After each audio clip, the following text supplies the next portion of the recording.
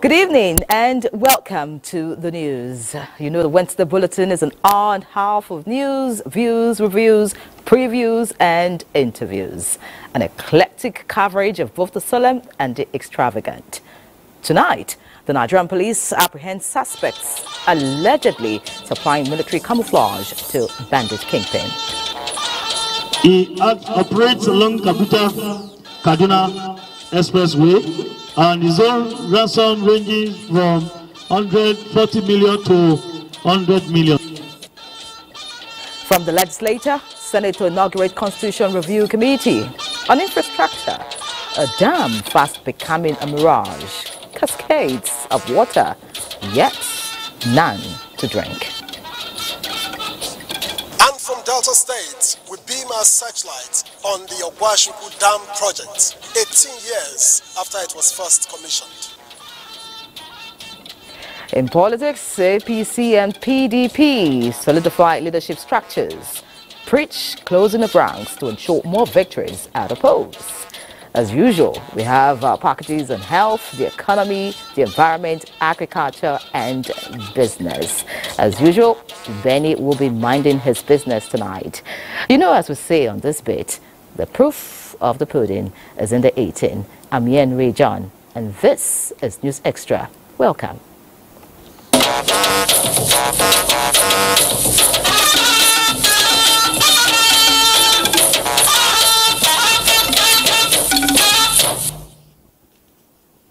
President Bola Tinubu will on Thursday, February 15, depart Abuja for Addis Ababa, Ethiopia, to participate in the 37th ordinary session of the Assembly of the African Union, Heads of State and Government, with the theme, Educate an African Fit for the 21st Century, Building Resilient Education Systems for Increased Access to Inclusive, Lifelong, Quality and Relevant Learning in Africa.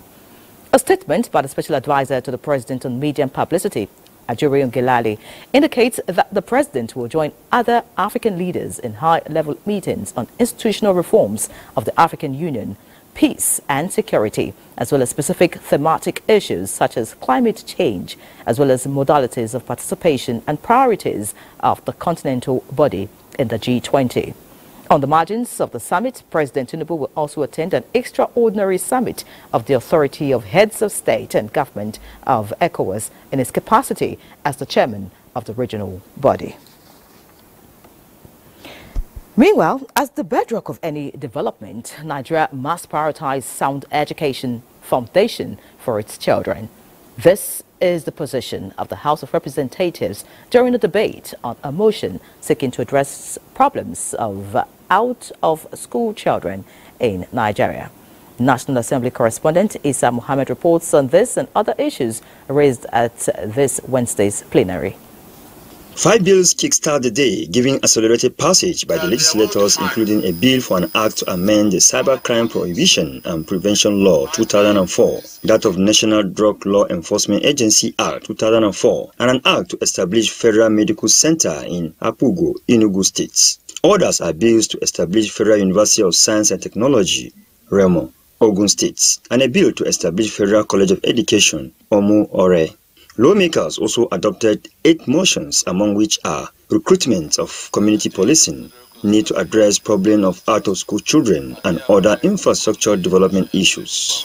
If we don't get it right, if we don't create opportunity for our children to get educated, whatever it is that we set out to achieve in terms of our national plans, it will be a mirage. We will never get to achieve any objective. The objective of these bills, among others, are to ensure that the safety, comfort, and the rights of commuters are prioritized, that the commuters' rights and dignity are promoted and protected, to ensure a national passengers protection plan. House note with great concern the existence threat posed by erosion in Indo-West communities along the bank of River Niger. Meanwhile, the bill seeking to alter the constitution and amend presidential to parliamentary system of government has passed first reading at plenary. From the National Assembly, Isa Muhammad, NTA News. Away from the Green Chamber, but still on education, the President's administration is working assiduously to reduce the number of out-of-school children in Nigeria by 10 million, if not more than that, in the next 4 years. The Minister of State Education, Dr. Yusuf Tanko Sununu, made this declaration when he visited the National Commission for Marjorie and Out-of-School Children Education, recently inaugurated. Abdullahi Musa Suleja reports. Current figure of number of out-of-school children in Nigeria by different sources is put at nothing less than 20 million. No matter the figure, the development has been a source of worry for the authority. This informs the reason for the establishment of the commission to tackle the problem head-on. As the commission takes off, government as supervisor and operators are given hope to the children that they will also enjoy quality education and have their right protected under the current efforts. The adult and mass literacy education too, their activities is also moving out of school children back to school, which will also add it to the effort of the commission. So also commission for the nomadic education, which is also working to reach out to Fulani, and we are using many Fulani and farmers, fishermen and many others that are people living in the riverine areas. We have already begun laying the groundwork for our crucial task to tackle the menace of out-of-school children in Nigeria. Two House of Representatives members who co-sponsored the bill that led to the establishment of the commission, former Minister of State Education Aisha Doku and Shehu Kaka, described the coming on board of the commission as unique hope for its fruition within a short period of time. Abdullahi Musa Suleja, NTA News. Away from education now, the Minister of Information and National Orientation, Mohammed Idris, says creating the right environment to open business opportunities, enhance investors' confidence to boost economic activities in Nigeria remain a top priority of the federal government. This was when the minister joined his counterparts to launch a project on hospitality in Abuja. Salihu Gwanara reports. Stakeholders and experts were unanimous that the land is forever green in Nigeria and the right policies are being implemented for potential investors. This is our home, this is our country, and the renewed hope agenda of Mr. President is what we are seeing in action today. The fact that people are renewing their hope in their belief for this country, in their belief in the administration of the President Bola Ahmed Tinubu, in the belief that they have for the economy of our great country.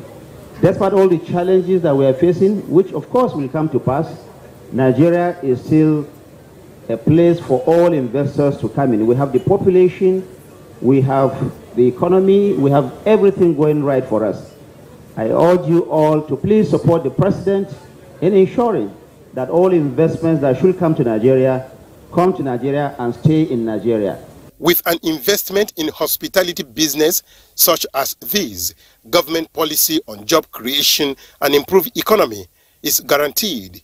This hotel helps to mark what we are trying to do in the tourism sector, increasing the number of hotels, encouraging employment, encouraging increase in revenue. We want to see more of this sort of investment, and Nigeria is open for more business. Government, they assured, is deliberate in promoting public-private partnerships in Abuja. Saliu Gwanara, NTA News. In other news, the President's directive to the Ministry of Agriculture to release assorted food items from the strategic reserves has raised a lot of questions on the lips of many Nigerians. When, where, and how the food items will be distributed are some of these questions. Now, the Minister of Agriculture and Food Security has provided answers to some of the questions. Musa Baba Aliyu will fill us in on the answers. We are kicking off today in line with our Restore Trust and Amplify policies and programs pillars, the first two pillars I talked about earlier. This is a chance for you, the distinguished members of the press, to engage with senior officials of government on behalf of the good people of Nigeria. You will hear firsthand about what the federal government is doing the policies it is putting in place, programs, targets, and their objectives. And you'll be able to ask questions and receive relevant clarifications. President Bola Ahmed Tinubu has last week directed that food items should be released as part of efforts to cushion the effect of food inflation in the country. The directive was to the Ministry of Agriculture and Food Security, which is the custodian of the food strategic reserves. 42,000 tons of assorted food comprising maize, sorghum, millet and cassava flakes are to be released.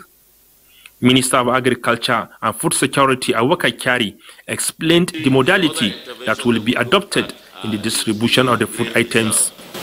Currently, we have 53,000 metric tons of grain reserve.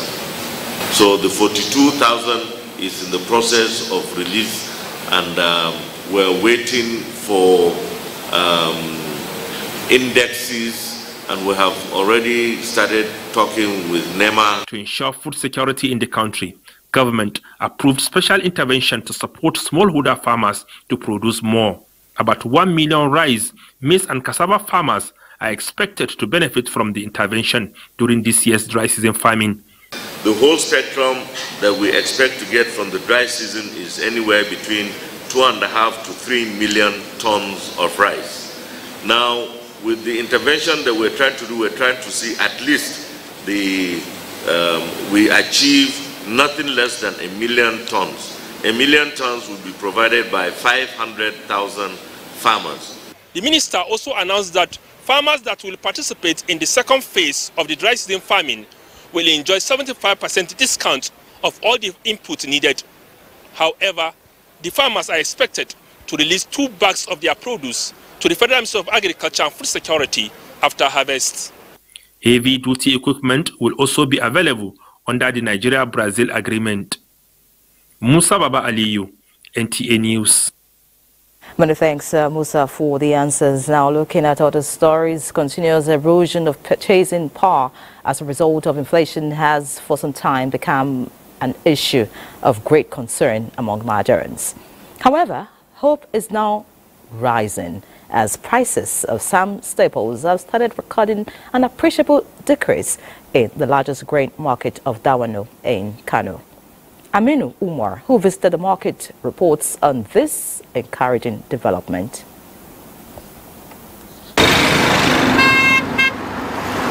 Dawano International Market is the largest grains market in West Africa.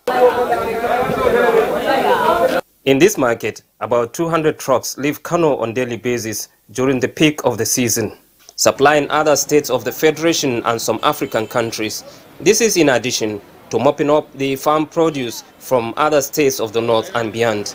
A visit to the market indicates that prices of maize, rice, beans, among other food items have gone down compared to what obtained 1 or 2 weeks ago, dropping with about 5 to 20,000 depending on the commodity or quality. 2 days ago, the price of the bag of the local rice cost 110, 120, or 130. The offer grade is almost 140. But as presently as today, we're having the like 96, 100,000. The highest is 120,000. Exactly a week ago, 100 kilograms of maize is sold at 62 to 63,000 naira, and today we are selling it at 55,000 naira. Last week it was sold at 92 to 93,000 naira, and now it drops to 80 to 84,000 naira. Some marketers attributed the development to the forces of demand and supply, which was confirmed by the president. There were no Market Development Association, Muttaka Isa, who however said was the result of intervention of the state government and its anti-graft commission. Promised the government that we are going to control them to the extent that the price will not go high again, and it will be in the interest of the government the way that the price will be coming down slightly. With the recent development that is unfolding from this market, there is high hope that the prices of commodities will continue to go down, which is better for Nigerians. From Dawano Market in Kano, Aminu Umar, NTA News. Sharing news from the Wano market. We hope that is replicated in other markets across the country. And to keep micro, small and medium businesses afloat amidst economic strains, Gombe State government supported businesses in the state to keep them focused on its industrialization trajectory. Emmanuel Akila visits the Gombe main market to see how the beneficiaries of the 2023 financial support are faring in view of the current economic realities in the country. Gombe State government set aside 8.5 billion naira for the COVID-19 Action Recovery Economic Stimulus. 1.7 billion naira was shared among micro, small and medium enterprises to help them rejuvenate their businesses. The business stimulus grant from the government in 2023 turn around our businesses, including the Akara women and others. Business owners in Gombe Market who benefit from the economic stimulus grant testify to its positive impact on their businesses. However, they lament the current economic situation in the country, which they say should be checked. The 50,000 naira grants to each of our members strengthen our businesses, but the present economic situation is drawing us back. The red beans that I buy, how much? It's now, I went to a market to price, they are telling me it's 1,500 for one mudu.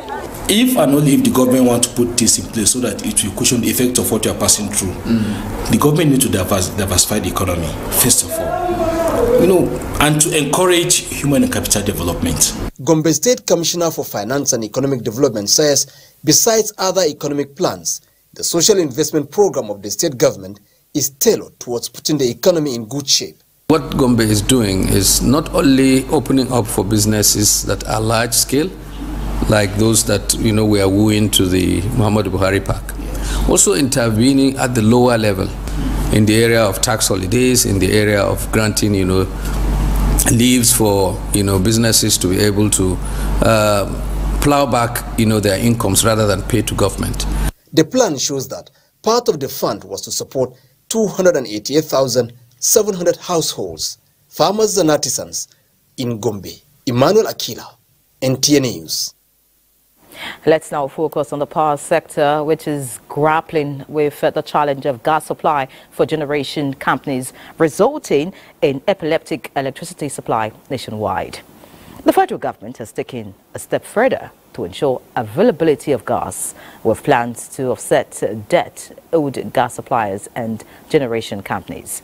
The Minister of Power, Adebayo Adelabu, said this while unveiling the roadmap to stabilize the sector for improved electricity supply. Joshua Ojito feeds us. Gas to power, a persistent challenge for the power sector, especially at the peak of dry season. A new approach to solving the constraint of gas to power, proffered as Minister of Power, Adebayo Adelabu leads heads of agencies in the sector to unveil roadmap for sustainable power supply. Liquidity crisis identified as the major challenge, with a debt of 1.3 trillion naira owed gas suppliers and generation companies, and the power minister says must be settled to ensure availability of gas. We are having a working arrangement to achieve a firm gas supply contract for the GenCos and possibly agree on gas to power domestic supply pricing in local currency to reduce price fluctuations. Today, gas that we use for power is being priced in dollars. As the exchange rate is going up, the cost of gas is also going up. But we are appealing to them, please, if this domestic gas obligation for power, let us make it in naira. Let us price it in naira so that at least it will be consistent for some time without all those fluctuations of the exchange rates. Other interventions by the federal government include subsidy in electricity tariff, provision of distribution infrastructure, and bridging metering gap. On stabilizing the national grid, federal government says it is working on providing SCADA system and spinning reserve while strengthening transmission network. Joshua Ojito, NTA News. Time to pause and power the commercials. Stay with us. Cross of Jesus Christ with commencement of Ash Wednesday. Over to Ekene Undulwe. It is the Valentine's Day, a fixed annual celebration of love and friendship believed to be commemorated in honor of Saint Valentine's, a Catholic priest who was martyred by the Roman Empire. But then, it also happens to be Ash Wednesday, the solemn day of reflection, marking the first day of Lent and beginning of 40 days of fasting before Easter, a period that reminds adherents to observe moderation, self-denial, and spiritual discipline. For Christians who observe the Ash Wednesday, they mark the day by attending Ash Wednesday church services. From the pulpits, the message is that of repentance and conversion of hearts. Markings of ashes on the foreheads of the faithful is an important part of the celebration, a reminder that man is mortal and answerable to God. The church advises that we should embark on this Lenten campaign through acts of prayer, penance, and almsgiving, and that we should do it in sincerity of heart. This is also a time for Christians to have a self-denial. You have to deny yourself certain pleasures and focus on reading of God's word and prayer because of your spirituality. For the congregation, it is a period of sober reflection. It's a great reminder that cautions one in the way you conduct yourself and the way you behave and relate with other human beings. It's a period we have to leave everything negative. A period we have to pray, fast, and give alms. The clergy say if Nigerians imbibe the lessons of the Lenten season, issues of corruption and other vices posing a challenge to the nation will be a thing of the past. In Abuja, Ekene Ndulue, NTA News. Many thanks, Kene. And we have joining us in the studio now the parish priest of St. Josephine Bakita Catholic Church, Abuja, Reverend Father Stephen Akpan. Glad to have you join us, Reverend Father. Thank you so much. All right, as Christians begin the fasting season with Ash Wednesday today, how best can one observe the period? Before we talked about how best to practice during this period, we first of all need to know what Lent is about. Lent is a period of 40 days that prepares Christians and Catholics in particular for the celebration of the feast of Christ's death and resurrection. And being a 40 days, it is a long journey that we are called to prepare ourselves. And it begins today, Ash Wednesday. On a day that it begins, Ash Wednesday is the first day, the beginning of Lenten season, and a period where we tell ourselves that we are humans. We tell ourselves the truth, and we live by what we have told ourselves. In the first place, during the Mass of Ash Wednesday, ashes are distributed, blessed, and imposed on the foreheads in form of a cross of Christians. And when we go back to the Old Testament, we discover that ashes were used for three very important reasons. And those reasons were also brought into the New Testament. The first is that ashes are used as a sign of mourning. When someone mourned, needed to use ash to show that he or she was not happy. Ashes were also used as a sign of grief, to show sorrow, and finally in the Old Testament used as a sign of repentance. All right, so what are the expected implications of this period and what it signifies for nation building? Very good. As a nation, we know that unity is very, very important. We know that togetherness is very, very important. We also know that repentance and forgiveness is very, very important. And so, It is a period where Christians are asked, first of all, to repent of their pasts, repent of their sins, and also forgive from their hearts.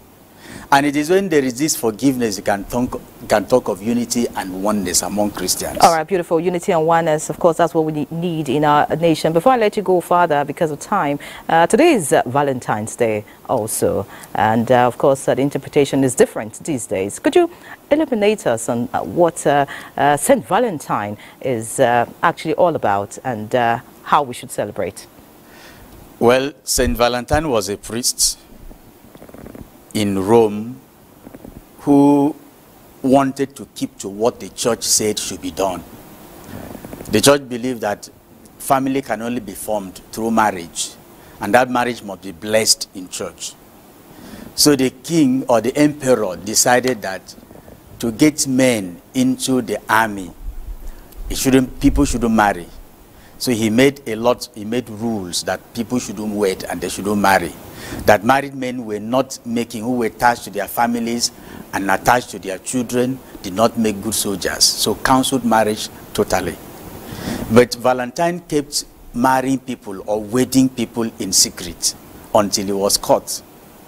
And when he was caught, he was asked to denounce his teaching and stop it. But he insisted because he wanted to please God. So because of that, Valentine was executed. That is to say, Valentine stood for love, he sacrificed for love, and he lived for love. Beautiful, Father. I think that's a fine point to leave the conversation. By the way, will it be appropriate to wish you a happy Valentine's Day? Yeah, it's okay. Happy Valentine's Day, Thank Father. you so much. Of course, enjoy the season also. Glad to have you on the Network News. Thank you. Okay, it's St. Valentine's Day, as you already heard. And for those who observe it, let me borrow from the legendary Frank Olize of NTA Newsline and ask, do you know where your children are? Or maybe I should say, do you know where your young adults are at this time? Okay, observing Valentine's Day has transformed into a global celebration of love, but there is another side of celebrating this day, as some, particularly the youths, celebrate the wrong way. Oluseyi Adiagbo finds out the state of misconceptions that have trailed this celebration of St. Valentine's Day and efforts to ensure that people prioritize their safety and well-being while expressing affection on this day. Let's see this.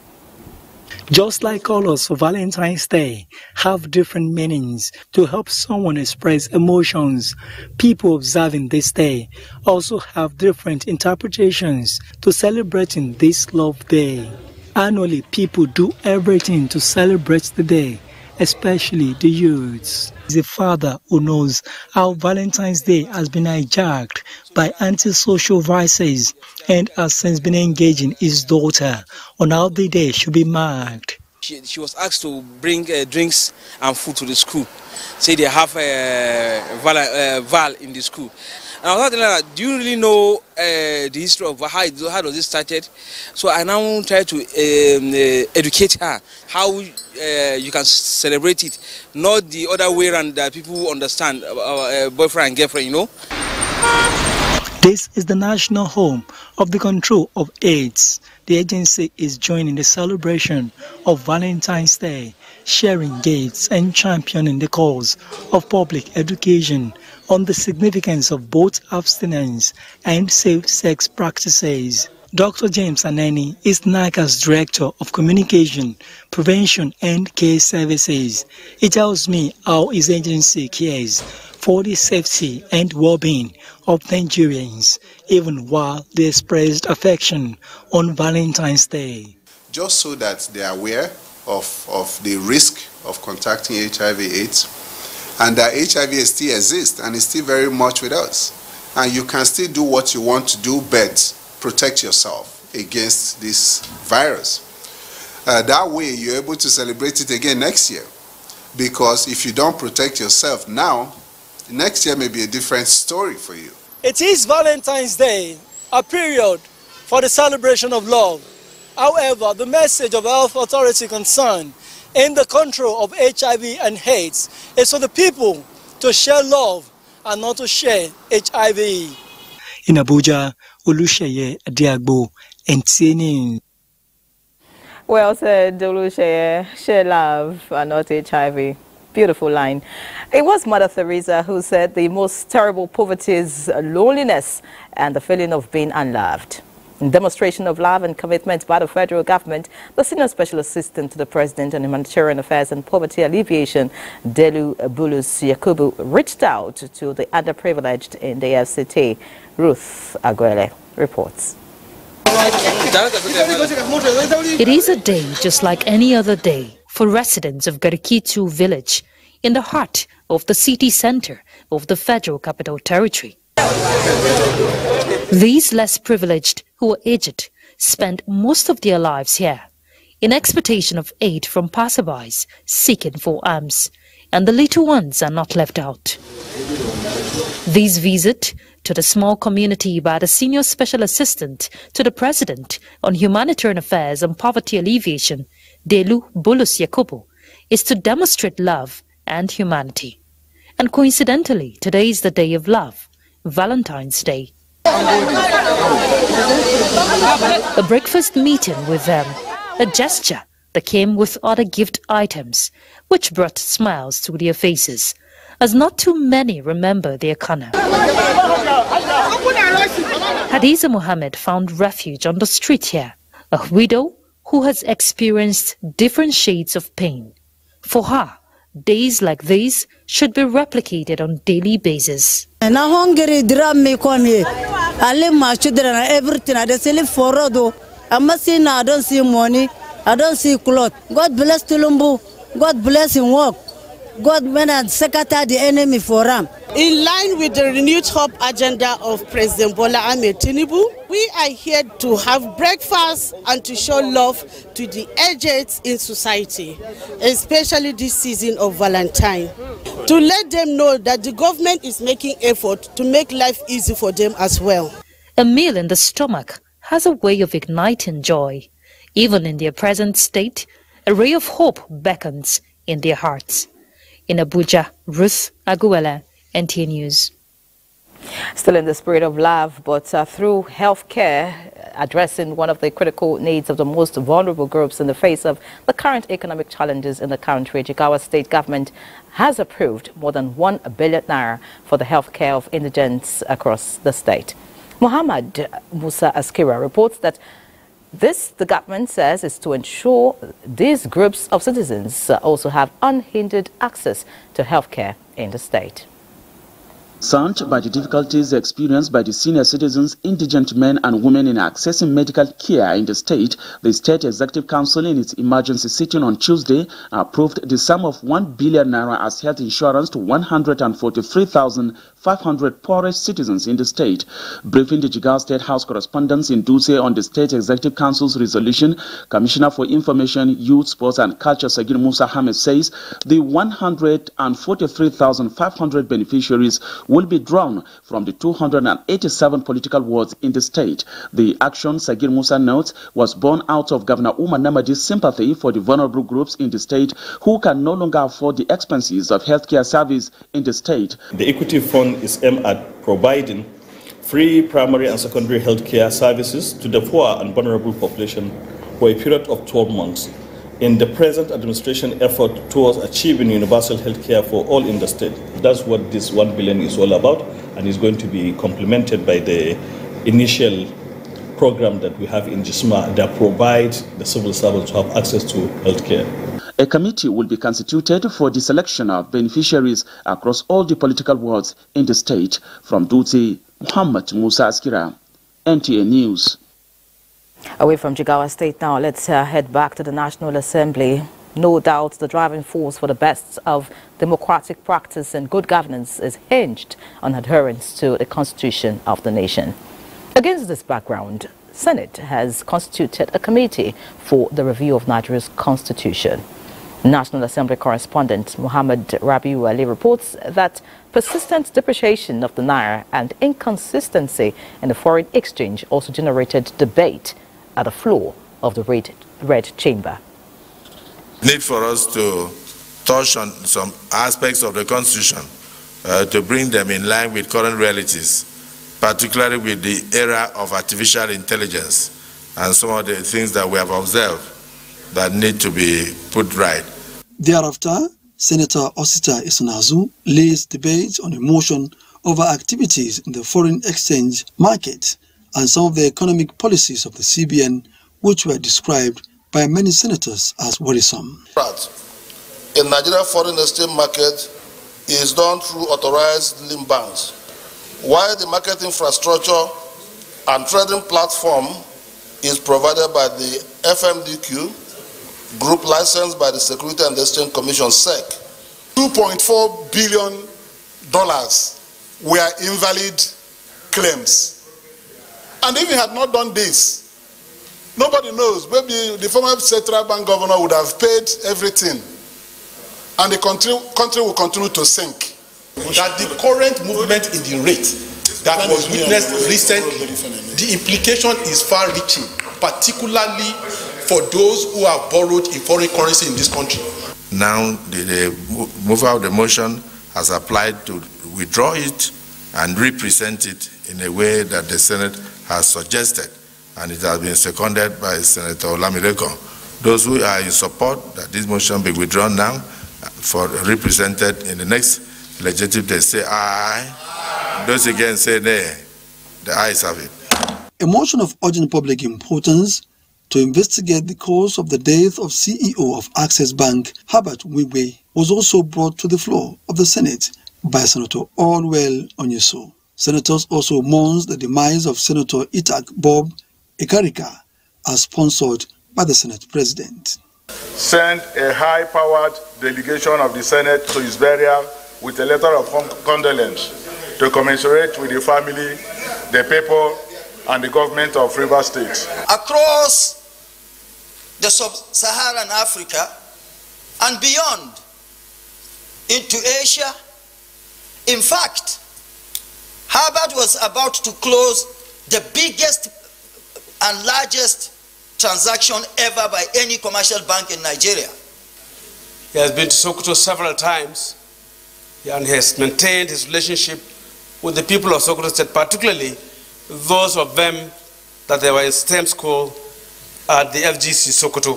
So I thank the Senate for the sentiments expressed, and I want to join you to wish his soul to rest in perfect peace. 5 bills also passed first reading, including that of Federal Medical Centers, while a bill for an act to establish the Northwest Development Commission and that of NYSC Trust Fund were stepped down. From the National Assembly, Muhammad Rabiu Ali, NTA News. Elsewhere, in line with the Petroleum Industry Act, PRA, boards of trustees, BOT, for oil mining leases have been inaugurated by the Nigerian National Petroleum Company Exploration and Production Limited, a subsidiary of NNPC Limited, in order to deepen host communities' participation.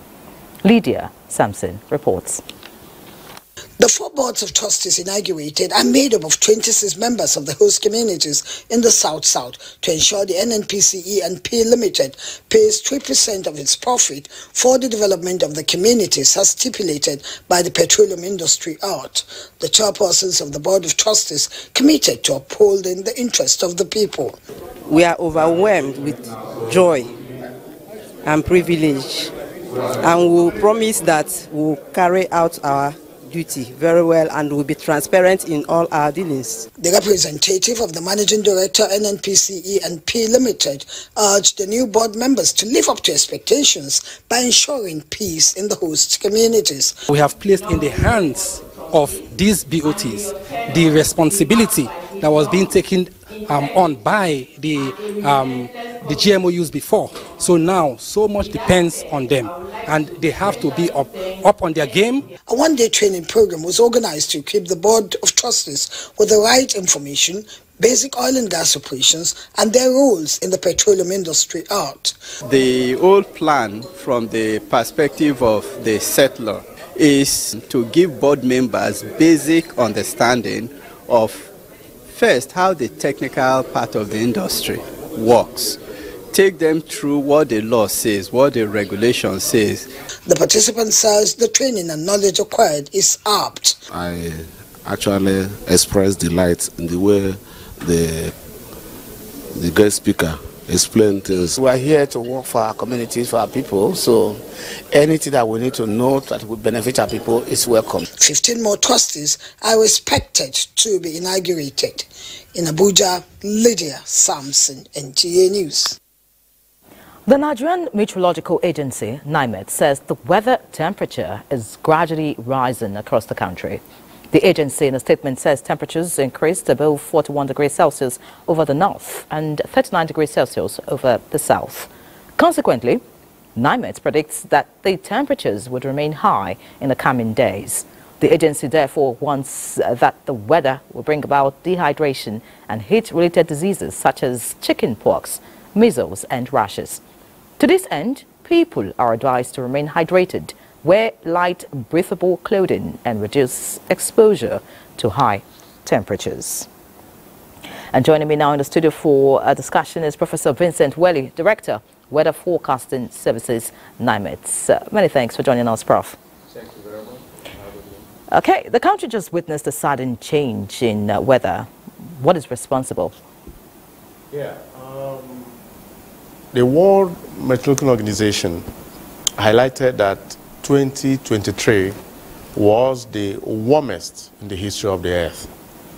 And that signals that that year was a year of the incidence of El Nino. And we're just in February, so the influence of the El Nino incident that occurred in 2023 is still being felt even as we speak in February.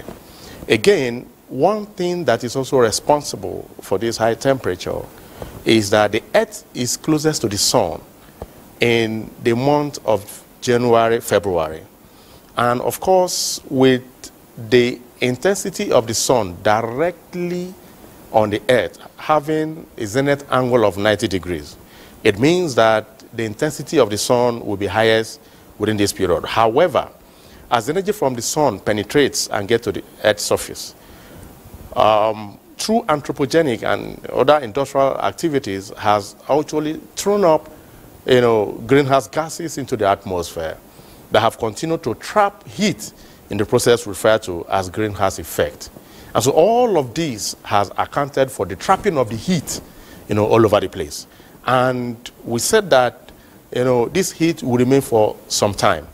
And of course, for us as meteorologists, we are monitoring it, and in the coming days, the above normal temperature values will persist because we have forecasted for the next 5 to 6, 10 days. And it is obvious that it's not going to reduce. And so we are saying that with this high temperature, we must remain hydrated. People should wear clothing that will allow air get into their system. Beautiful. Prof, of course, with what you've just said, that the temperatures will, continue to rise. Does that mean that we're done with the Harmattan season? And if we're done, you also predicted some diseases that are associated with this period. How did you come about that, and what can Nigerians do to stay away? Yeah, we predicted the incidence of these diseases, but they are heat stress-induced diseases. And so if you don't take enough water, you get dehydrated. And when you get dehydrated, the organs of the body that need a much quantity of water to function effectively will begin to be affected. And there are some diseases that will spread when temperature is very high, as we have noted in our report. And so the way we are saying is that we don't want people to be vulnerable to these diseases, especially the elderly and the children, whose system is very weak, their system is very weak to withstand this heat stress. And so if nothing is done, of course, we are going to get a situation where we'll have heat, strokes, and that will lead to death. Of course, when people are dehydrated, it means that the amount of water needed by the system will not be available, and the body system will begin to change, and of course, at the long last, the organs of the body will begin to wither, and of course, death will be the ultimate. Oh, all right. Prof, I just hope that, we can actually stay away from, the deaths and the diseases that you have mentioned. But we're having challenges with flight as a result of the weather. Is this also responsible for visibility problems? Yeah, this period, we noted the plume of suspended particulate matter from the Sahara Desert. And of course, looking at the easterlies, this is the wind that, blows into the country for the Sahara Desert, come with so much dust particles. And with that, the visibility in the atmosphere has actually reduced. And this has serious implications for, aircraft operations. And that has caused delay, diversion, and in most cases, cancellation of flights. So it's going to affect visibility for a long period of time. And we'll continue to advise, because we'll watch all of this phenomenon, 24/7. And so we give reports to the airlines and when they will move and when they will not move and all of that. We'll give them the weather conditions or where they are going and all of that. So we are monitoring everything and making sure that Nigeria is safe for travelers. Of course, a fine point to leave the conversation, making sure Nigerians are safe. That's all that we look forward to. Many thanks, Professor Vincent Wole, for coming on News Extra tonight. Thank you very much for having me. All right, so we'll take a break here. Stay with us. Glad to have you back. The Minister of the Federal Capital Territory, Nyesom Wike, has placed a 20 million naira bounty on the heads of two suspected kidnappers, Dahiru Adamu and Abu Ibrahim, declaring them wanted, dead or alive. The minister made a declaration while some suspects were paraded at the FCT Police Command headquarters. Onotu Yakubu reports. About 15 suspects were paraded at the command following an intelligence-led 3-day sting operation. Amongst them, a 7-member kidnapping syndicate, including 2 ladies whose husbands had sent in to collect their share of the ransom while they are on the run. With your support, with your assistance, criminality will be stamped out of FCT. We have determined, we have the capacity to withstand them, we have the capacity to equally deal with them, Your Excellency. Minister of the Federal Capital Territory, Nyesom Wike, full of commendations for officers and men of the command for their achievements of the last 2 weeks, said the administration has set machineries in motion to furnish the police with platforms and gadgets to aid aggressive policing. And let me assure the residents of FCT, by the support of Mr. President, we are fully prepared to take the war to them. We want to assure them to be patient and believe that the time has come. On the 2 members of the syndicate on the run, Minister Wike made this pronouncement. He said it's remaining about 2 or 3 persons. Okay, let me put money on their head. So wherever they are, send their men out there. I will give them 20 million naira. Wherever they are, use that money on their head. I want to see them live or dead. The command pledged to continuously work assiduously to rid the city of criminality. In Abuja, Onotu Yakubu, NTA News. And still on security issues, 2 suspects, including a dismissed officer of the Nigerian Air Force, have been apprehended by operatives of the Special Tactical Squad of the Nigeria Police Force for supplying suspected bandits kingpin with military uniforms and accessories in Zamfara State. The Nigeria Police Force, at the parade of 72 other suspects in Abuja, says the force remains steadfast in its commitment to ensuring the safety and security of all Nigerians. Francis Form reports. Uniforms. These 40 and 28-year-olds are the ones supplying military camouflage and other accoutrements to bandits in Zamfara State. The 28-year-old, who is a dismissed officer of the Nigerian Air Force attached to the Air Force Base, Kaduna, had only served for about 5 years before he was court-martialed by the military for an offense yet to be revealed. The police operatives had on 20th December 2023 intercepted the movement of the military accoutrements from Kaduna to Zamfara State. Investigation revealed that the accoutrements was meant to be delivered to the bandits' kingpin in Zamfara State. And we are working with them to make sure we arrest others in connection with this particular case and many others. Next is the arrest of 4 suspected members of a confraternity cult group in Edo State by the operatives of the Intelligence Response Team, following an ongoing investigation into their daily killings and unrest caused by rival secret cults. The suspects confessed to being members of the Eye confraternity and admitted their involvement in the killings and cult activities in Ekpoma.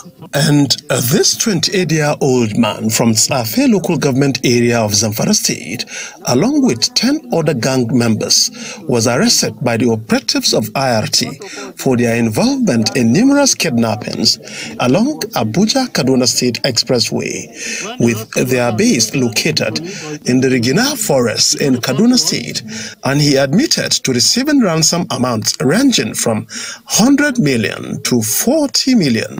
Upon his arrest, 2.2 million naira, his share from a recent ransom collected, was recovered.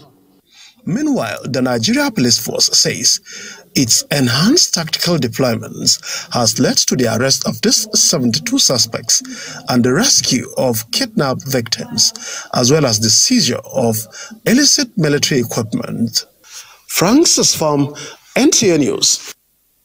Great job by the police there. We hope the tempo is sustained. Away from security issues now, Ogwashuku, headquarters of Anyocha South local government area of Delta State, finds itself in a paradox.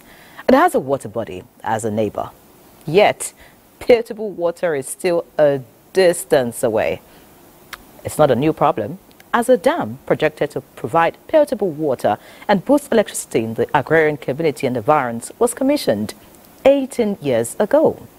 Our correspondent, Victor Azu, tells the story of the continuing struggle to access both necessities by Ogwashuku people and neighboring communities. Surrounded by water, yet Ogwashuku lacks potable water. Tankers like these are a common sight in the community, as most people depend on buying water, and it doesn't come cheap. When in 2006, the federal government initiated the Ogwashuku Multipurpose Dam project, the community promptly provided the needed land and logistics. The project was intended to provide potable water for Ogwashuku and 51 other communities, spanning several local government areas of Delta State. The dam also promised improved electricity supply. 18 years on, the tussle for water in Ogwashuku gets more intense by the day. Both the young and old, like 67-year-old Henrietta Isedebe, still struggle for water at the only free water source in the community provided by a philanthropist. It is aching to struggle for survival. After all, water is life. We suffer here. Around 4 or 5, we came here to drop our load. Then 6:30 we come back here to fetch the water. Before we fetch the water, we will suffer before we get the water free. Attempts at self-help ultimately end in failure for many households. Water level in the area is estimated to be about 800 feet deep into the ground. It is not for the faint of heart. A family of 6 people will buy a tank of water every month at the cost of 30,000 naira, because there is no borehole in Ogwashuku selling water. The pipes installed at the dam are now dilapidated, a fountain of sorts. Like the gushing water, the hopes of the people are ebbing away. Our hopes were high because we know what we have, all it takes naturally to get these things. But because of human error or inefficiency, it has not happened. As far back 2015, a contract was awarded to Ambis about this Ogwashuku Dam. They opened an LC for the turbine, and up till now, the turbine had not been delivered, and the water is wasting here. Here lies the hope of a people. 18 years after conception, this is all there is to the Ogwashuku Dam. Electricity supply in the community also longs for the dam. Small businesses in Ogwashuku are struggling to stay afloat. The disturbing noise from power generators won't stop. It's really affecting our business because they don't give us the lights at the accurate time. most of the time they give us the light is just middle of the night. A product of a bill sponsored by Ned Nwoko as member of the House of Representatives in 2006, now senator. He hopes to complete what he started. This dam will attract many things. It's the first dam in our area, first dam in the whole of South-South. The source of the water has been established, and by this time next year, we should be able to get waters to homes. After 18 years, promises no longer mean much to the people. But such is the importance of the dam that they will continue to hope against hope. From Okwashuku, Delta State, Victor Azu, NTA News. The people are the kind of people that as soon as you come to either live here or to come on a visit, they will give you the best kind of hospitality you can ever think of. The middle of the town, an imposing palace and a majestic masjid, a symbol of the advent and impact of Islam. Eyes above the sky, a clear view of the extent to which the town is planned. Going through each street, third day